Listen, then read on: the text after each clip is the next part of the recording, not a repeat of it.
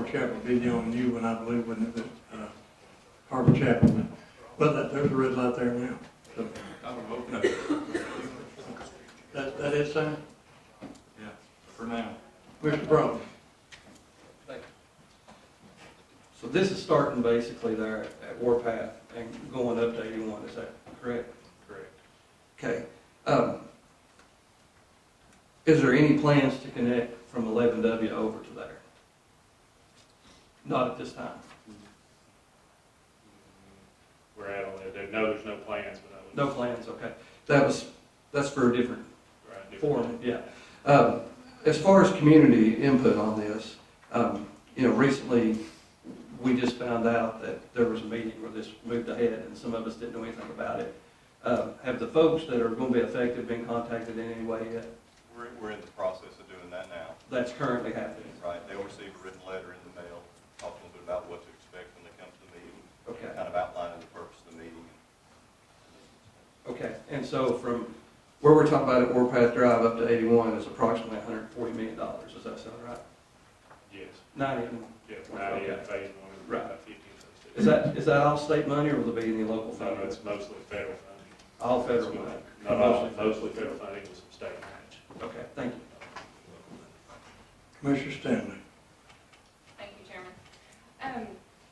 I know that we had talked about in the MPO meeting Sure. that you ran, about 357 connecting over to the 126. Yes. Yeah.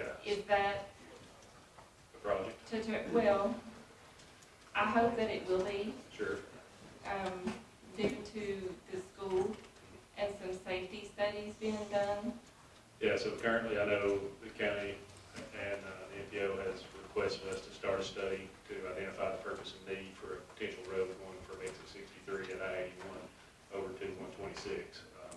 I know our upper management, our chief engineer, they're all analyzing that request now. I think the response is coming probably pretty soon. If that is a project that is undertaken, then it will start there, and there's several years that go into the development of a project. Do you all go in and look at the existing exits, like at exit 59, Which one's 50? with all of the kids that will be getting on and off the exit ramps there, Yes, the absolutely. amount of traffic? Do you all look at? You know, as part of the study Dexter's talking about, basically it's a feasibility study. The request that was made is a technical study that evaluates just a ton of options. Dexter mentioned the term purpose and need. Purpose and need of a roadway. What does that entail? Who are the users? Generally speaking, when our Strategic Transportation Investment Division takes on a study for what we call a new start project, such as an extension of 357, they'll look at options, build options, they'll look at cost, and they'll also do a travel study using the Kingsport travel demand model. That travel demand model incorporates a lot of factors, not just number of cars, but historic data, trends, things such as that within the regional sort of radius area. So things like that would come into play perhaps. Who are the users? What are the daily volumes on secondary streets, radial and circumferential streets within the area, things like that. That will kind of take into account some of the roads that you mentioned. May require an updated travel demand model after the school goes into effect. Because currently those travel demands aren't what you're describing. So I'm just throwing out, say next month you all approve to do a study or look at it or whatever, and y'all decided to do the extension, whatever. How long would it take To do something like get a that? project started, Yeah. the actual construction on the ground, you're looking at probably 6 years, 6 to 8 years. Thank you. On 126, you're recognized, Commissioner George. On time frame, realistically, for this project, from start to finish, You is it talking going about to just be, phase one, or are you talking about phase 1 and 2? well, first phase one, but then the whole thing, am I going to be alive to see it end, or? I hope not. Really? Really? Until Yeah. actually, like, what in reality is 3 Yeah. years probably to acquire the property. Yes, and you're talking probably another 3 years to 3 years, construct it. so Assuming funding. 6 years realistically for phase one. Then is that another 6 years for phase two? Probably looking at 4 to 6 years to get construction So- started on phase 2. So you're talking probably 9 years range, assuming funding's available every step of the way when it's needed. So for all five, is it, I mean, are we looking at 25 years to complete all 5 phases, or are you thinking it's gonna be? It's just 2 phases, right? I mean, well, I mean, the whole, Yeah, the 5 segments is phase 1. the five segments That will all be is- done in the first phase, which will Okay. be the probably 6 years we're talking about getting constructed, so, assuming construction funding is available on time. It stays a priority to the MPO, which I'm sure it will, and it gets identified in year 1 of our work program at the time that right-of-way is finished, and it would be probably 6 years from now to get it built. So to get you from the first 5 segments that we talked about, and then you're looking at 4 to 6 years to start construction on phase 2, which would be the section from Cook Valley to 81. so time frame for the entire thing 9 from years, today, 9 to 10. 9 to 10 years, That'd we be a should good guess. actually have the end of this project. And it will be And in we'll your, hope you're alive then. it will be in your life. Don't take 126 home tonight. I actually take it home myself, and John, I've done it for 24 years. Mr. Sullivan, you're recognized. Mr. Justice, on that, it's going to be removing access to Eden's Ridge Road there, the first segment of it. And then it's Warbank, that realignment for Warbank, that's great, because if you ever travel that road, there's no way to turn left. And you turn right, it's just a shot in the dark sometimes. But Lynbrook, is that going to be the main road in there with that blocking Eden's off for all those homes over there? That's a pretty narrow road. I know the mouth of it there with Warbank, the connector off of Warbank is coming up to be redone, but that is really a back street, just one lane. You can't hardly pass 2 cars in there. Is that going to be widened at all? It's not highlighted. Let me find the one you're talking about.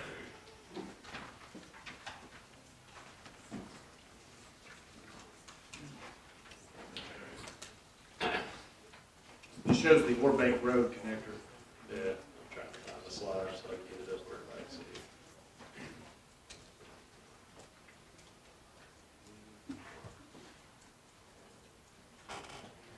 That's it right there.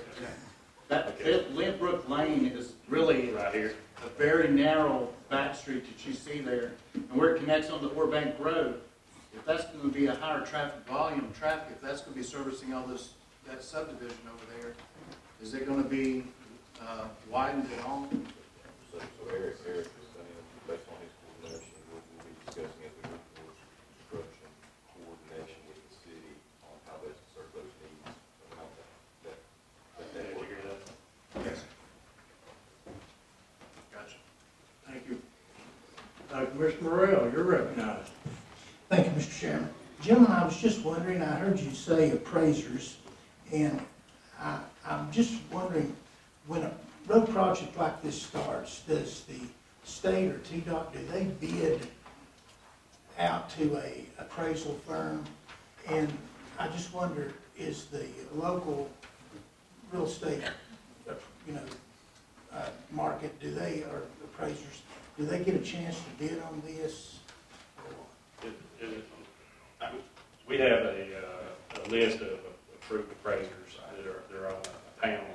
You sign up to get on that panel, and we commonly use those and we hire them to do the appraisals. So if a local company wanted to be on that panel, it's certainly an opportunity. It's an open invitation by the state to meet the requirements to be on the panel, but no, we do not bid out, just openly bid to this any appraiser to do the work. They have to meet our requirements to be on the panel and be selected.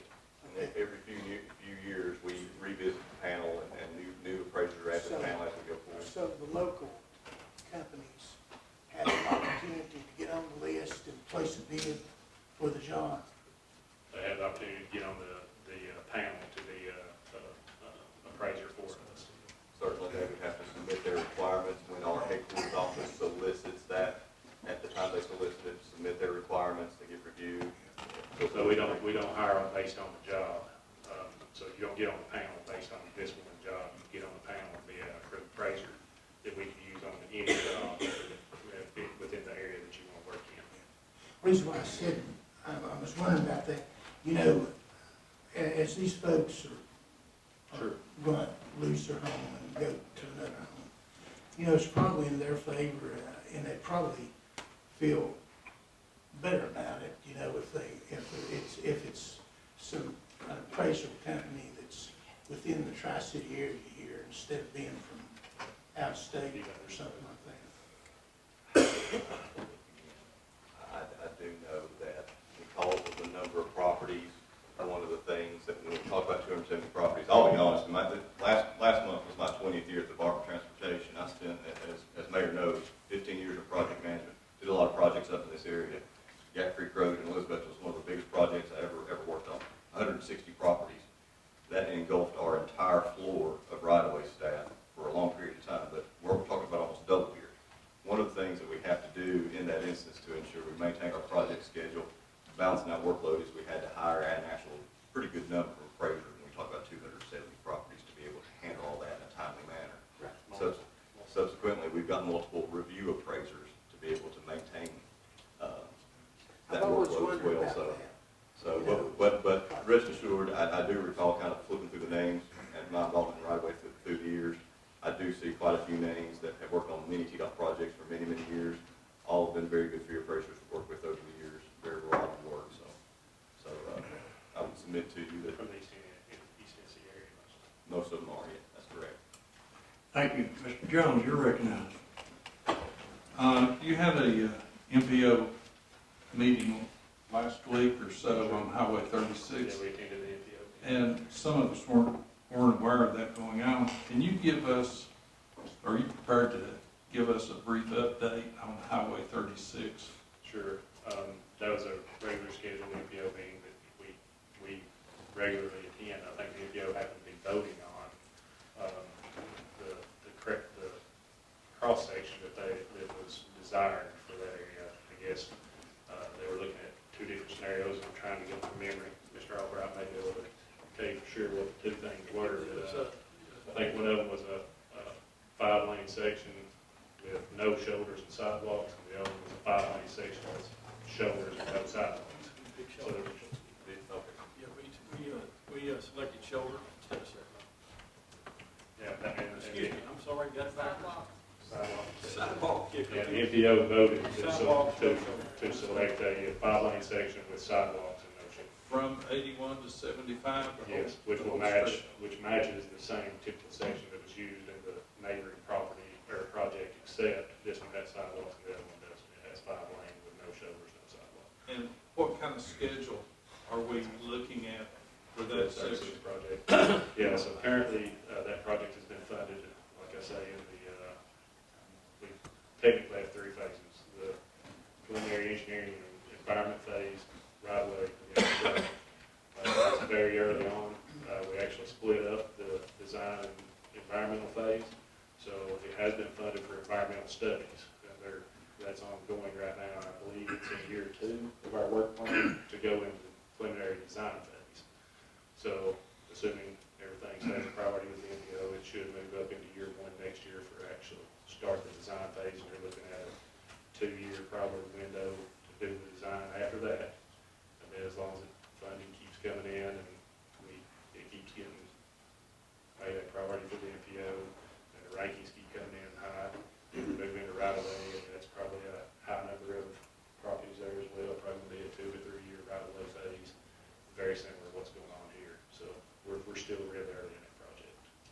I know TDOT's been out there and talked to people 10 years ago. Everybody's wondered, Yeah. when's it going to happen? Yeah. Because we got Washington County side finished. Yeah, so the way that process works, like I say, is we work with NPOs, RPOs to develop what our priorities. That project has it ranked as high as some of the others, 126, 930, other projects in the area. From Kingsport, that was a very high priority for Johnson City NPO, so that's why the 2 projects in Washington County got built first. Thank you. Mr. Brogan, you're recognized. Thank you, Mr. Morrell, on the appraisal, because I know I'm going to have people ask, historically, how close are the appraisals you all get to tax appraisal, historically? Are they in the ballpark? Are they nowhere close? Because I know that's a question we're going to get hammered with. That's different from Typically, I haven't really done a study or analysis, but typically we know tax appraisal, when we take a look at what independent license fee appraisers do, they're using a set of roadway plans, they're taking a look at the impacts to the property, not specifically if this home were to sell tomorrow. So they're looking at, it could be a grass strip across the front of the property, 10 feet wide, for instance, and so I understand. it really varies, depending on the type of acquisition and things like that. So it's really kind of hard to maybe do that cross comparison. But in Carter County, if you took the entire property, was it close to tax appraisal there? I would have to go back and look at that. If you don't care, I'm more involved in right of way now than I was then. I would say we sell with a high number of properties, so well, if you can, more times than not. right, if you can look it up and get back with satisfied. us. Because our district, we're gonna be hammered with that question, so we're gonna have something to tell them. And while y'all are here, and you are from TDOT, is that correct? Are you worried about sinkholes since up there at 81 recently you had to do repair? And if so, how much did you spend up there repairing that? I couldn't give you a number on the repair, but I mean, sinkholes are part of East Tennessee. It's just part of it. This is a karst environment. I mean, that the rock in the ground is very susceptible to solubility. And sinkholes are part of what we all have to deal with living in East Tennessee. Some places are a little worse than others. I know we had a sinkhole probably, I don't know, half a mile away from the interchange there at They closed that one lane of the interstate for a while, right? Yeah, we had a sinkhole there sometime last fall, maybe. Any idea the cost of mediation of that? I don't know. Not now, okay. I don't have that on top of my head. Any other questions on the 126? But back to your question about, I don't have a percentage, but I would say a high number of properties that we deal with do settle, and we do not end up in an eminent domain scenario where we're having to go to condemnation.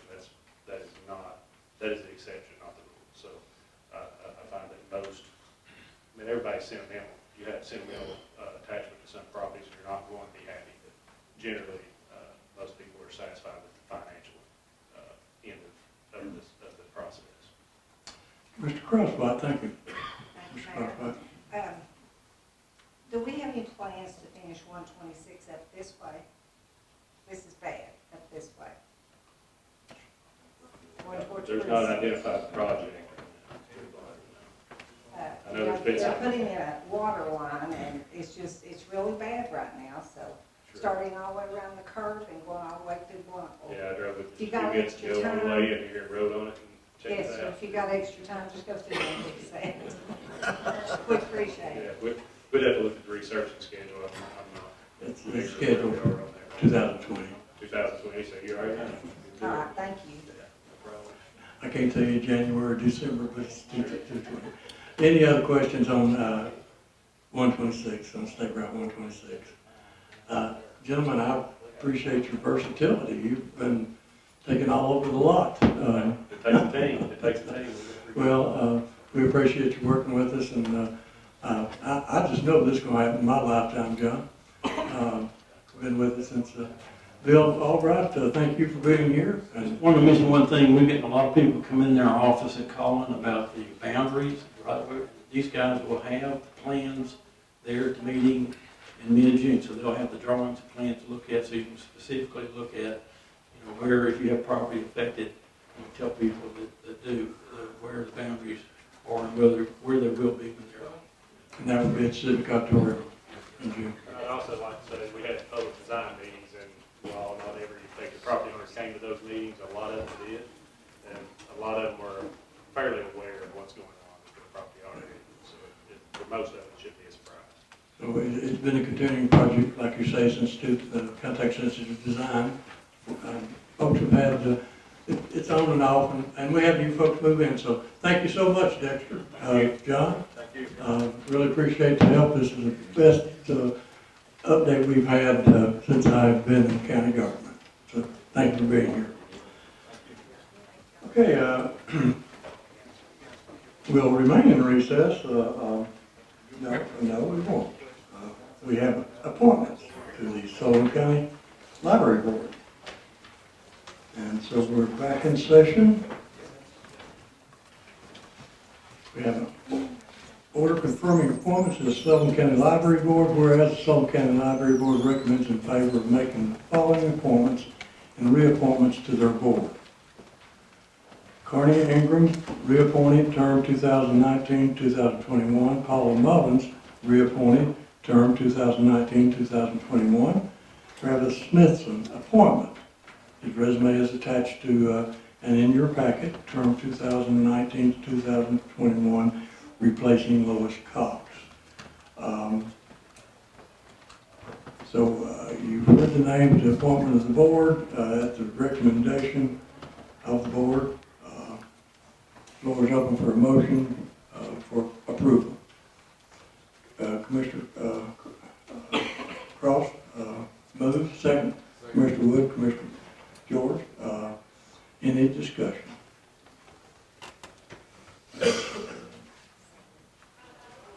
We have Sam. Are they for a specific district or area of the county? Are they at large? I don't know if these appointments are by area, Sam. It's Heather here. Heather. I just wondered. Well, she's familiar with the bylaw, and you got a question we will answer. Heather, you're recognized, so these appointments are at large, is that right? Correct. We have board members we have 5 branches in the library system. If you were here last month, I talked about that. So we have basically appointments from each of those locations. Carney comes from our Colonial Heights branch. Paula is from the Blountville branch, and then Travis Smithson, who would be a new appointee, is from Bluff City. I got you. Thank you. Thank you, Heather. We have a proper motion on the floor. Seconded. You ready to vote? When the board opens, cast your vote.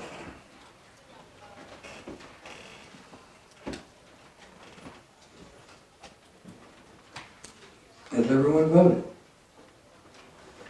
Anyone wish to change your vote?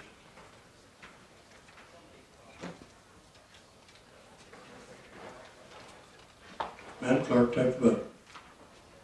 22 yes, 2 absent. The members as nominated are appointed. Please, Heather, if you would notify them of their appointment to the board and give them the thanks of the Sullivan County Commission for serving on it. And Mr. Cross, thank you for serving on the board also. Okay, now next up, we'll go in recess for public comment. And Andrew, we have a sign-up sheet at the podium. And if you fail to sign up, and while we're in recess, and I will ask, we have 3 signed up. If you're here and I call you and you're here to speak on a rezoning issue, you can tell me, and then we'll recognize you when we go into the rezoning portion of our agenda. So first up, Eva Jesse, is you here for a zoning issue? No, sir. Please approach the podium. We welcome you. If you'll give us your name and address for the record, and we ask our guests to make your 3 minutes if you can. If you can't do that, I'll give you 5. Yes, sir. My name is Eva Jesse, and I live at 1824 Jackson Hollow Road in Kingsport. I'm not a great orator. I'm a little bit stressed out about being here, so please forgive me. I have 7 children, and I'm a busy lady, and there's a lot of things I need to do and would be doing tonight, but I'm here in support of the Sheriff's Department and what they're asking for. 2 of our children work at the Sheriff's Department, and I guess probably I need to give you a little brief history. I am a U.S. Army veteran. I'm also a wartime veteran, one of the rare female wartime veterans of Desert Shield in 1991. So I know a little bit about security and intelligence, and I'm super concerned as I feel as though our family is, we are super passionate about the Sheriff's Department, super passionate about the new administration. I think we have probably the most outstanding administration that we've had in a very, very, very long time. I know from comments from different ones of you all through the board that some of you are concerned about this not being in the budget prior to. I don't know the ins and outs of that. That's not within my sphere of influence, and I'm not even going to deal with that. But what I do know is this, is that I have 2 children that work in that jail on a daily basis, that are passionate, that are committed, that work lots of overtime, that go above and beyond to be there.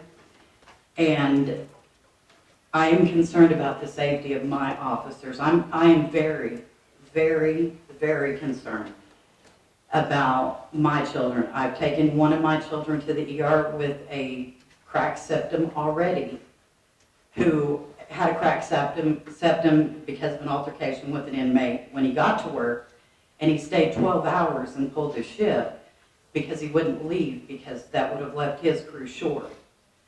These are super huge concerns, and then I didn't even know about it until he walked through the door, and then I had to take him to the ER. I'm not the only family that experiences this.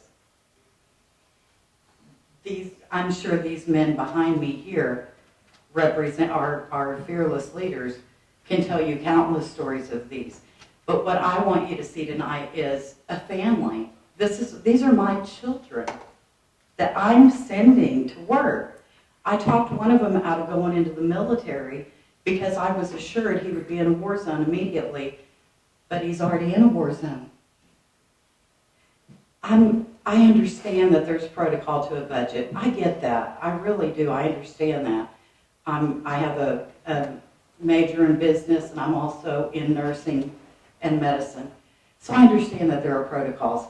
My only hope is that we had a young administration that had just taken over from this election that maybe didn't completely understand the process and maybe didn't get everything situated as they should because they're new. And so I ask you tonight, I don't have the answers. I don't know what the answers are. That's why I come to you all. But I do know this. As parents, as mothers, fathers, husbands, wives, who send their families into this facility on a weekly basis, daily basis, I implore you, please, please, pass the finances. We were taught in the military, number one thing we were taught, never leave your buddy in a foxhole alone. I can imagine these men behind me, they have to feel like they're in a foxhole all alone. They have to feel like they're in a foxhole all alone. And I'm asking you, you all have the power and the ability today to get in the foxhole with them. Get in the foxhole with them, help them out somehow. I implore you to pass the funding to get more workers in there, because it would be cheaper. Just my thought is, it would be cheaper to pass this funding and to let them hire more people than it would be to pay a lawsuit from an employee who has a cracked septum, or from an inmate that's been killed because they've covered up cameras and there's not enough people to respond, or they're overpowered, overmanned. Please today, please get in the foxhole and let them know that as a community, we are going to support them. We're going to mentor them. We're going to work with them, and we're going to get behind them and help them. Thank you. Thank you, Ms. Jessie. Also, thank you for your service. Thank you, sir. Next up on our list is James Dover. That's for zoning. That would be for zoning. We'll get you to you in planning and zoning. I'll call on you later. Lawrence G. Catherine. Larry, are you here for zoning? Yes, I am. Zoning. We'll call on you when we get into the zoning. And that completes the list of people that just wanted to address the commission. And let me ask one more time, if there's anyone here that would like to address the commission on any issue. We're always happy to hear from you. Mr. Mayor, I'd like to, I must have not seen the paper there somewhere. Is that all right? Well, I'd like for you to come up to the podium, Ernie. I'm trying to get there. You can get there. Give us your name and address, and you got 3 minutes. My name is Ernie Rumsby. My address is 124 Glendora Drive, Kingsport 37663. Many of you know me for my involvement in the veteran community. But at my age, I've had more than one life. And in my other life, I was involved with correctional officers, jail deputies, the negotiation of labor contracts involving those. I've been in different prison systems, different jails in 3 different states. Went on a tour of the jail a few weeks ago. Quite frankly, I was shocked. People sleeping on the floor all over the place in there. What a shame. I mean, this is the 21st century. I spoke with a couple county commissioners about this, and the response was, these people broke the law. Well, let's take that aside for a moment. And let's look at the people who have to walk through the doors every day. They have to go sometimes in a hostile environment, and they have a right to go back home to their families and their children in one piece. It's understaffed. I think overtime is quite high right now. Sullivan County looks bad, quite frankly, with this jail situation. I hope you all do the right thing, because down the road, and it might not be so far down the road, you have a serious situation in there and you'll wind up with federal oversight. And then they'll tell you, we want something done in 30 days, and you'll do it. And when you get held in contempt, it won't be the sheriff that gets held in contempt. It'll be probably someone here from the county commission, or maybe even the mayor himself. These are things you need to look at. You know, again, it's the 21st century. When they talk about criminals, I always answer this way. There were 3 crosses on that hill. Think about the other 2 that were up there when Jesus was crucified. So you need to think about that. I thank you for your time, Mr. Mayor. I was a little slow getting up here, but, you know. Oh, you got up there just fine, Ernie. I appreciate it. Thank you for letting me address all of you. Happy to have you with us. I usually take my attorney's advice, though. Anybody else would like to address the question? See, we have an open forum here. Seeing none, public comment section is closed. And we will move on to approval of notary publics. So, Madam Clerk, when you're ready, if you will read the list of applications to be designated notary public in Sullivan County. Brian L. Adams, William C. Argabright, Mary Michelle Austin, Jonathan D. Lance Brown, Angela Carter Chapman, Timothy Charles Clark, Heather Combs, Teresa J. Darnell, Laura Doss, Ruby D. Dutton, Janice P. Gorley, David A. Green, Deborah Ford Greer, Lena Ann Griffin, Allison Gross, Beth Guy, Meredith J. Hughes, Misty M. Hilton, Rachel James, Dina N. Joyce, Zachary Keith, Randy M. Kennedy, Barbara Jane Lambert, Sheila K. Long, Robert Calhoun Looney, Jackie Wayne Owens, Sharon Ann Payne, Rex Allen Pendergrass, Caitlin M. Ratliff, Melissa A. Riddle, Tasha Rogers, Jacqueline Sadlow, Holly L. Self, Regina Lynn Slaughter, Matthew David Strickler, Deborah Todd, Lynetta Carol Tribbett, Glenda T. Venable, Becky Jane Walsh, Victoria B. Watson, Anna R. Wright, David G. Wright. You've heard the list. Are there any objections by any member to anyone identified? Have a motion to approve. Commissioner Cole, Commissioner Locke, and Commissioner King. Anyway, we have a second. Any further discussion? Seeing none, the board opens. Cast your vote. Motion to approve. Has everyone voted? Anyone wish to change a vote? Madam Clerk, take the vote. 21 yes, 3 I absent. received necessary majority. Item, the list of notary publics is approved. Next up, we are on our resolutions agenda, and item number 1, Commissioner John Gardner, you are recognized on item number 1. Move we enter into the zoning portion of the agenda. Thank you, Mr. Gardner. Moves adoption of item number 1, seconded by Mr. Calvin. Any discussion? Okay, when the board opens, cast your vote.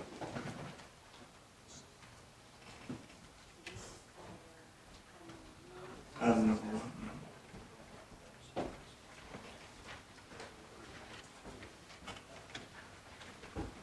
This is to approve the amendments to our zoning resolution.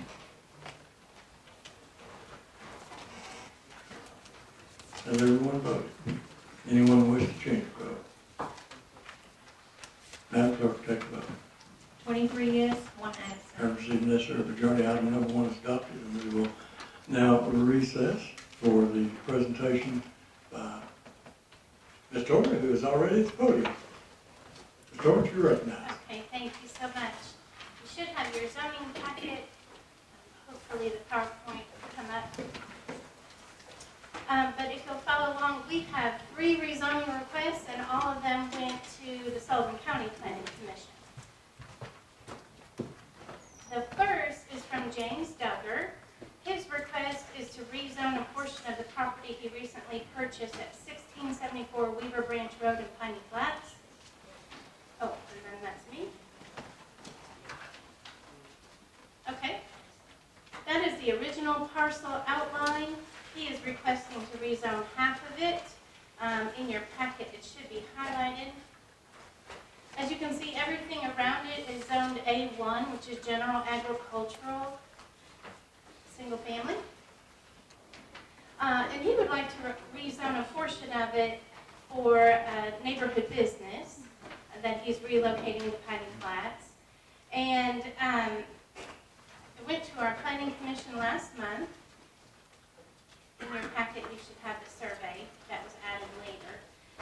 If you're familiar with this area, it is a church, or it was used as a church. And so, as you may know, many of our churches are in residential and rural areas. Almost all of them are zoned single-family residential or agricultural because we don't require them to be rezoned commercial. And so if a church unfortunately goes out of business, it's very difficult to repurpose the structure and the parking and all of those improvements for single family. And so Mr. Duggar purchased it with the intent of relocating his pool and spa business. He understands that this is not a general retail, that it is a low-key neighborhood business. And so basically the service goes on site. This is basically his office and utility shop. And so and he's here if you have any questions for him. We sent out letters to all the adjoining property owners. There was no opposition, and because it's a B1 on a collector thoroughfare street, public water, almost all the improvements needed to just go on in and open shop. And so the Planning Commission unanimously recommended in favor of this request.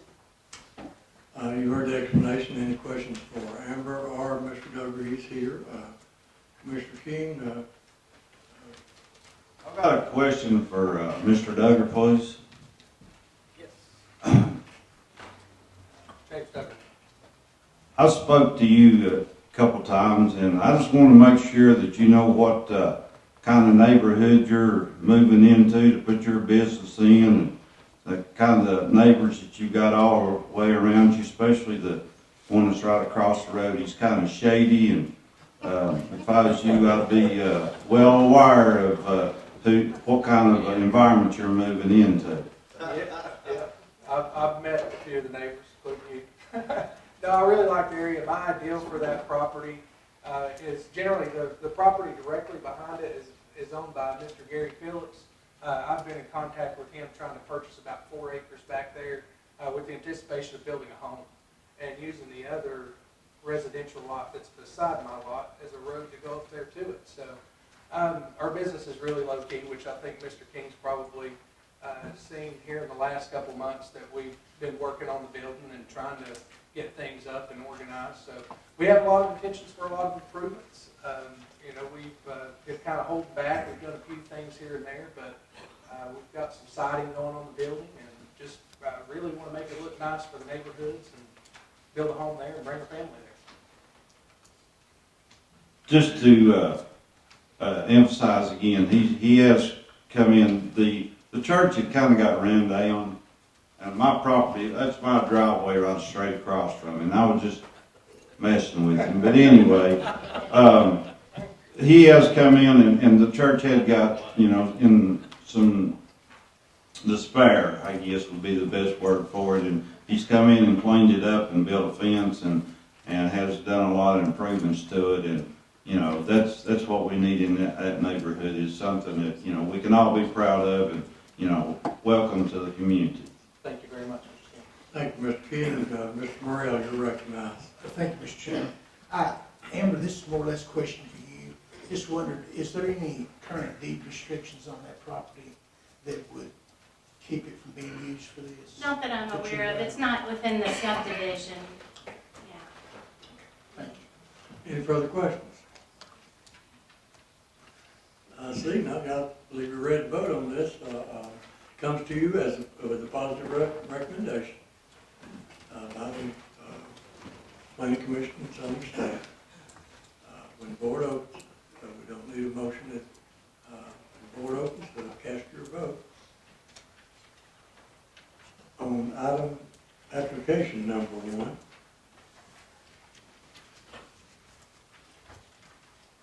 The yes vote is to approve the request. We have that on board.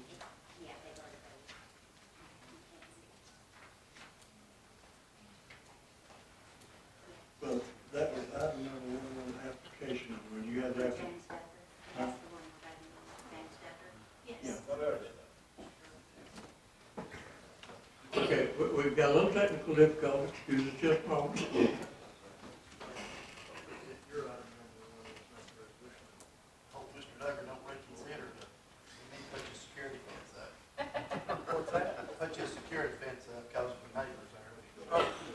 He already has. I already started. Yeah, I included pictures in your packet.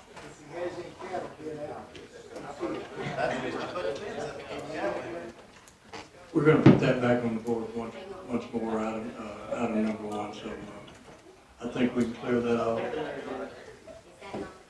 This is application number. This is application number 1. That's correct. Correct. Okay. Thank you. My screen has not changed. Okay. I'm sorry. I don't see these screens behind me. I'll tell you. This is application number 1. Madam Clerk, would you announce the vote? Has everyone voted? Anyone wish to change the vote? Madam Clerk, take the vote.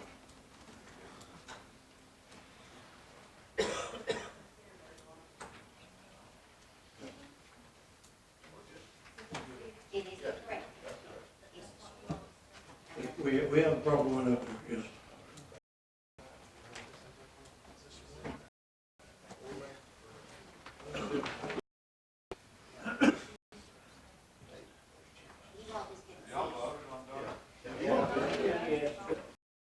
They've just voted on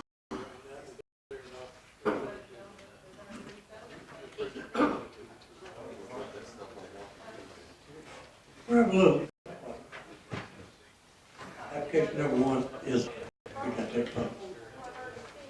The vote on application number 1, yes, 2 absent.